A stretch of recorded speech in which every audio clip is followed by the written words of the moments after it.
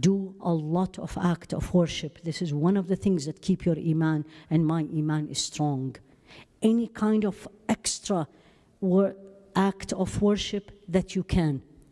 You can fast, go ahead. You can pray more, do it. Donate, charity, help in the masjid. Anything you can do for Allah.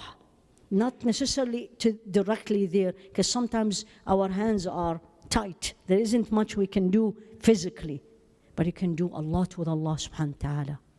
And you never know, and you never know. And keep saying this to Allah. And what Sayyidah Hajar said to Sayyidina Ibrahim, when he left her alone in the desert, nothing, with a breastfeeding baby, complete desert, لن يضيعنا Allah. Allah will never let us down.